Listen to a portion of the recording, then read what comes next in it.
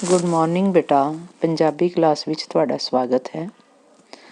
ਅੱਜ ਆਪਾਂ ਤੁਹਾਡੀ ਪੰਜਾਬੀ ਦੀ ਪਾਠ ਪੁਸਤਕ ਸਾਹਿਤਕ ਰੰਗ ਦਾ ਲੈਸਨ ਨੰਬਰ 8 ਰੀਡ ਕਰਾਂਗੇ। ਇਸ ਲੈਸਨ ਦਾ ਨਾਮ ਹੈ ਪੁਲਾੜ ਦੀ ਪਰੀ ਕਲਪਨਾ ਚਾਵਲਾ।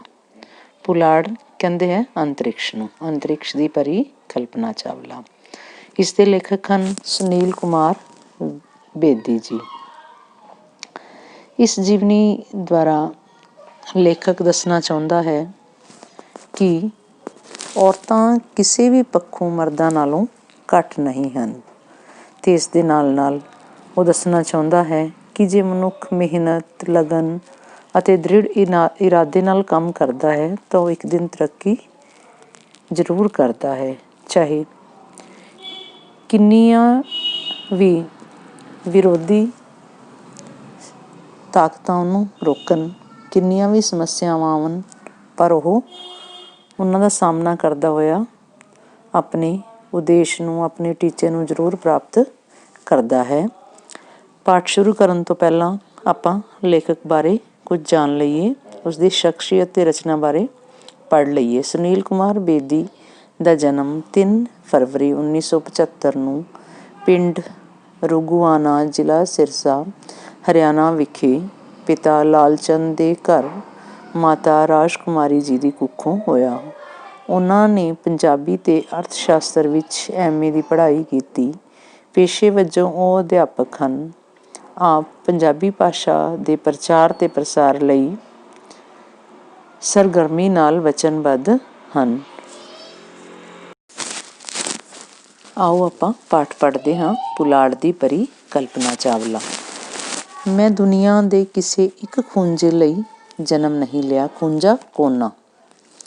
ਮੇਰੇ ਲਈ ਪੂਰੀ ਦੁਨੀਆ ਹੀ ਮੇਰੀ ਮਾਤ ਭੂਮੀ ਹੈ। ਮਾਤ ਭੂਮੀ, ਮਾਤਰ ਭੂਮੀ, ਜਨਮ ਭੂਮੀ। ਦੂਜੇ ਸ਼ਬਦਾਂ ਵਿੱਚ ਸਮੁੱਚਾ ਬ੍ਰਹਮੰਡ ਮੇਰਾ ਪਰਿਵਾਰ ਹੈ, ਸਮੁੱਚਾ ਸਾਰਾ। ਇਹ ਮਹਾਨ ਵਿਚਾਰ ਸਨ ਪੁਲਾੜ ਵਿੱਚ ਜਾਣ ਵਾਲੀ ਪਹਿਲੀ ਭਾਰਤੀ ਮੁਟਿਆਰ ਡਾਕਟਰ ਕਲਪਨਾ ਚਾਵਲਾ ਦੇ। ਪੁਲਾੜ, ਆਕਾਸ਼, ਅੰਤਰਿਕਸ਼, ਖਲਾ।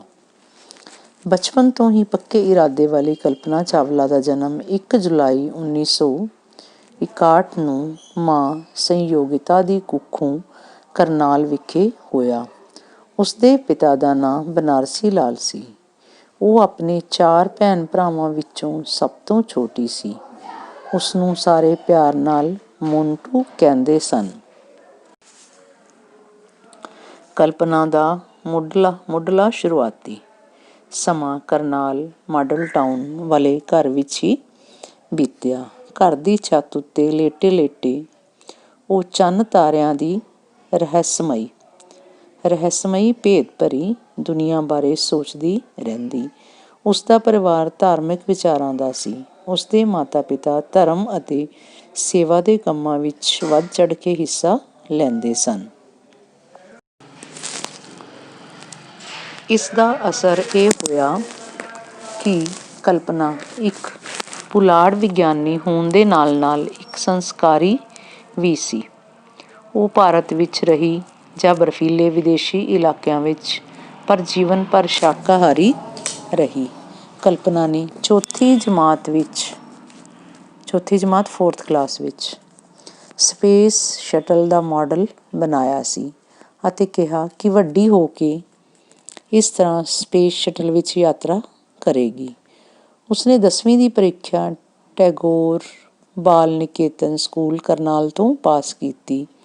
ਇੱਕ ਪਾਸੇ ਭਾਰਤ ਪਾਕਿਸਤਾਨ ਦੀ ਵੰਡ ਉਪਰੰਤ ਸ਼ੇਖੂਪੁਰਾ, ਪੰਜਾਬ, ਪਾਕਿਸਤਾਨ ਤੋਂ ਕਰਨਾਲ ਵਿੱਚ ਆ ਕੇ ਵਸਿਆ ਕਲਪਨਾ ਦਾ ਸਧਾਰਨ ਪਰਿਵਾਰ, ਅਤੇ ਦੂਜੇ ਪਾਸੇ ਪੁਲਾੜ ਵਿੱਚ ਜਾਣ ਦੇ ਸੁਪਨੇ ਲੈਣ ਵਾਲੀ ਕਲਪਨਾ।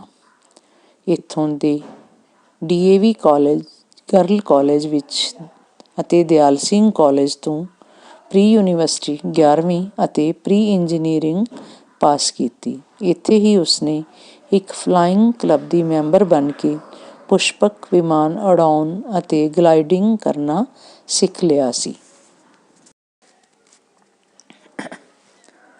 ਉਹ ਇੰਜੀਨੀਅਰਿੰਗ ਕਾਲਜ ਚੰਡੀਗੜ੍ਹ ਤੋਂ bachelor of engineering the degree ਕਰਨਾ ਚਾਹੁੰਦੀ ਸੀ। ਪਿਤਾ ਆਪਣੀ ਬੇਟੀ ਨੂੰ ਅਧਿਆਪਨ ਜਾਂ ਡਾਕਟਰੀ ਪੇਸ਼ੇ ਵੱਲ ਭੇਜਣਾ ਚਾਹੁੰਦੇ ਸਨ। ਕਲਪਨਾ ਨੇ ਬੜੀ ਮੁਸ਼ਕਿਲ ਨਾਲ ਆਪਣੇ ਮਾਤਾ ਪਿਤਾ ਨੂੰ ਰਾਜੀ ਕੀਤਾ, ਮਨਾਇਆ, ਐਗਰੀ ਕੀਤਾ। ਉਹ ਕਿਸੇ ਵੱਡੇ ਸੁਪਨੇ ਨੂੰ ਸਾਕਾਰ ਕਰਨ ਲਈ ਅੱਗੇ ਵਧ ਰਹੀ ਸੀ। ਉਹ ਸਪੇਸ ਇੰਜੀਨੀਅਰ ਬਣ ਕੇ ਹਵਾ ਵਿੱਚ ਉੱਡਣਾ ਚਾਹੁੰਦੀ ਸੀ, ਪੁਲਾੜ ਵਿੱਚ ਜਾ ਕੇ ਚੰਨ ਤਾਰਿਆਂ ਦੇ ਰਹੱਸ ਨੂੰ ਲੱਭਣਾ ਚਾਹੁੰਦੀ ਸੀ। ਭੇਦ। ਆਪਣੇ ਕਾਲਜ ਦੀ ਮੈਗਜ਼ੀਨ ਲਈ ਲੇਖ ਵੀ ਲਿਖਦੀ ਸੀ। ਉਹ ਭੀੜ ਨੂੰ ਚੀਰ ਕੇ ਅੱਗੇ ਨਿਕਲਣਾ ਜਾਣਦੀ ਸੀ। 4 ਸਾਲ ਦੀ ਸਖਤ ਮਿਹਨਤ ਤੋਂ ਬਾਅਦ 1982 ਵਿੱਚ ਉਸਨੇ BE the degree first class ਵਿੱਚ ਪਾਸ ਕੀਤੀ। ਇੱਥੇ ਹੀ ਕੁਝ ਸਮਾਂ ਉਹ ਅਧਿਆਪਨ ਵੀ ਕਰਦੀ ਰਹੀ, ਪਰ ਕਲਪਨਾ ਦਾ ਮਕਸਦ ਕੁਝ ਹੋਰ ਸੀ। ਕਲਪਨਾ ਛੋਟੇ ਕੱਦ ਦੀ, ਉਤਸ਼ਾਹੀ, ਨਿਡਰ ਅਤੇ ਬਹਾਦਰ ਕੁੜੀ ਸੀ। ਉਹ ਦ੍ਰਿੜ ਇਰਾਦੇ ਵਾਲੀ, ਮਿਹਨਤੀ ਅਤੇ ਜਾਗਰੂਕ ਸੀ। ਉਹ ਮੁੰਡਿਆਂ ਤੇ ਕੁੜੀਆਂ ਦੇ ਲਿੰਗ ਭੇਦ ਨੂੰ ਨਹੀਂ ਮੰਨਦੀ ਸੀ, ਮਤਲਬ ਮੁੰਡੇ ਤੇ ਕੁੜੀ ਵਿੱਚ ਕੋਈ ਫਰਕ ਨਹੀਂ ਸਮਝਦੀ ਸੀ। ਉਸ ਵਿੱਚ ਨੁਮਾਇੰਦਗੀ ਕਰਨ ਦੀ ਕਾਬਲੀਅਤ ਵੀ ਸੀ। ਇਸੇ ਲਈ ਉਸਨੂੰ ਐਸਟਰੋ ਸੁਸਾਇਟੀ ਦਾ ਸਕੱਤਰ ਚੁਣ ਲਿਆ ਗਿਆ, ਸੈਕਟਰੀ। ਉਹ ਕੁੜੀਆਂ ਨੂੰ ਉੱਚ ਸਿੱਖਿਆ ਦੇਣ ਦੇ ਹੱਕ ਵਿੱਚ ਸੀ। ਉਹ ਉਹਨਾਂ ਲੋਕਾਂ ਨੂੰ ਨਫ਼ਰਤ ਕਰਦੀ ਸੀ ਜੋ ਆਪਣੀਆਂ ਧੀਆਂ ਨੂੰ ਕਾਲਜ ਭੇਜਣ ਤੋਂ ਇਨਕਾਰ ਕਰਦੇ ਸਨ। ਉਹ ਸੋਚਦੀ ਸੀ ਕਿ ਔਰਤ ਸਿਰਫ ਘਰ ਦੀ ਚਾਰਦੀਵਾਰੀ ਵਿੱਚ ਕੈਦ ਹੋ ਕੇ ਹੀ ਨਾ ਰਹਿ ਜਾਵੇ, ਉਸਨੂੰ ਘਰ ਤੋਂ ਬਾਹਰ ਆ ਕੇ ਆਪਣੀ ਯੋਗਤਾ ਵਿਖਾਉਣ ਦਾ ਮੌਕਾ ਮਿਲਣਾ ਚਾਹੀਦਾ ਹੈ। ਔਰਤ ਪੜ੍ਹੇਗੀ ਨਹੀਂ ਤਾਂ ਸਮਾਜ ਵਿੱਚ ਤਬਦੀਲੀ ਕਿਵੇਂ ਆਵੇਗੀ? 1982 ਵਿੱਚ ਅਮਰੀਕਾ ਦੀ ਟੈਕਸਾਸ ਯੂਨੀਵਰਸਿਟੀ ਨੇ ਉਸਨੂੰ ਮਾਸਟਰ ਇਨ ਐਰੋਨੌਟਿਕਲ ਇੰਜੀਨੀਅਰਿੰਗ ਦੀ ਪੜ੍ਹਾਈ ਲਈ ਚੁਣ ਲਿਆ। ਮਾਤਾ ਪਿਤਾ ਚਾਹੁੰਦੇ ਸਨ ਕਿ ਉਹ ਇੱਥੇ ਰਹਿ ਕੇ ਮਾਸਟਰ ਡਿਗਰੀ ਕਰ ਲਵੇ। ਇਸ ਵਾਰ ਕਲਪਨਾ ਨੇ ਬੜੀ ਜੱਦੋ-ਜਹਿਦ ਮਤਲਬ ਉਹਨਾਂ ਨਾਲ ਬਹਿਸ ਕਰਕੇ, ਬੜੀ ਹਿੰਮਤ ਕਰਕੇ ਆਪਣੇ ਮਾਤਾ ਪਿਤਾ ਨੂੰ ਰਾਜੀ ਕੀਤਾ। 1982 ਵਿੱਚ ਉਹ ਅਮਰੀਕਾ ਚਲੀ ਗਈ। 1984 ਵਿੱਚ ਯੂਨੀਵਰਸਿਟੀ ਆਫ ਟੈਕਸਾਸ ਆਰਲਿੰਗਟਨ ਤੋਂ ਐਰੋਸਪੇਸ ਇੰਜੀਨੀਅਰਿੰਗ ਦੀ SS ਦੀ ਪੜ੍ਹਾਈ ਪੂਰੀ ਕੀਤੀ ਅਤੇ ਸੰਨ 1988 ਵਿੱਚ ਉਸਨੇ ਯੂਨੀਵਰਸਿਟੀ ਆਫ ਕੋਲੋਰੈਡੋ ਬੋਲਦਰ ਤੋਂ ਆਪਣੀ ਦੂਜੀ ਮਾਸਟਰ ਡਿਗਰੀ ਅਤੇ PhD ਦੀ ਡਿਗਰੀ ਪ੍ਰਾਪਤ ਕੀਤੀ। ਇਸੇ ਦੌਰਾਨ ਉਸਦੀ ਮਿੱਤਰਤਾ ਫਰਾਂਸੀਸੀ ਨੌਜਵਾਨ ਜੀਨ ਪੀਅਰੇ ਹੈਰਿਸਨ ਨਾਲ ਹੋਈ, ਜੋ ਕਾਫੀ ਸਾਲਾਂ ਤੋਂ ਅਮਰੀਕਾ ਵਿੱਚ ਰਹਿ ਰਿਹਾ ਸੀ। ਉਹ ਪ੍ਰੋਫੈਸ਼ਨ ਵਜੋਂ ਇੱਕ ਫਲਾਇੰਗ ਇੰਸਟ੍ਰਕਟਰ ਅਧਿਆਪਕ ਸੀ।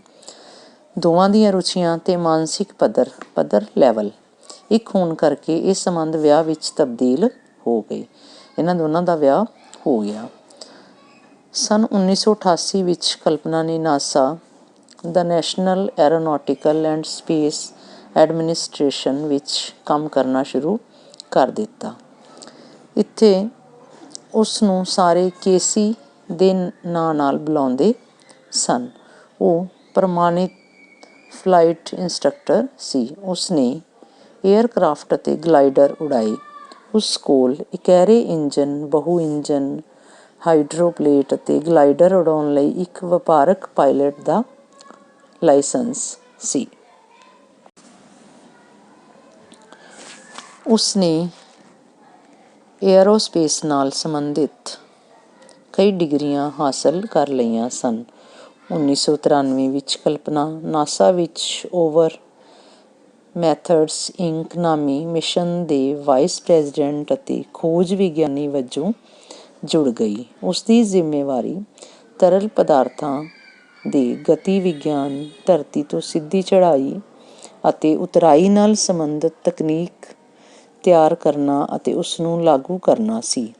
ਪੁਲਾੜ ਵਿੱਚ ਗੁਰੂਤਾ ਬਲ ਦੀ ਕਮੀ ਦੇ ਕਾਰਨ ਮਨੁੱਖੀ ਸਰੀਰ ਦੇ ਅੰਗ ਆਪਣੇ ਆਪ ਕਿਰਿਆਸ਼ੀਲ ਹੋਣ ਲੱਗ ਜਾਂਦੇ ਹਨ। ਕਲਪਨਾ ਦੀ ਜ਼ਿੰਮੇਵਾਰੀ ਵਿੱਚ ਉਹਨਾਂ ਕਿਰਿਆਵਾਂ ਦਾ ਅਧਿਐਨ ਕਰਨਾ ਸ਼ਾਮਲ ਸੀ। ਇੱਥੇ ਰਹਿ ਕੇ ਹੀ ਕਲਪਨਾ ਨੇ ਧਰਤੀ ਤੋਂ ਸਿੱਧੀ ਚੜ੍ਹਾਈ ਅਤੇ ਉਤਰਾਈ vertical take off and landing ਨਾਲ ਸੰਬੰਧਿਤ ਕੰਮ ਕੀਤਾ। ਇਸ ਤਰ੍ਹਾਂ 1995 ਤੱਕ ਉਹ ਨਾਸਾ ਦੇ ਐਸਟਰੋਨੌਟ ਕਾਰਪਸ ਦਾ ਮਹੱਤਵਪੂਰਨ ਹਿੱਸਾ ਬਣ ਚੁੱਕੀ ਸੀ।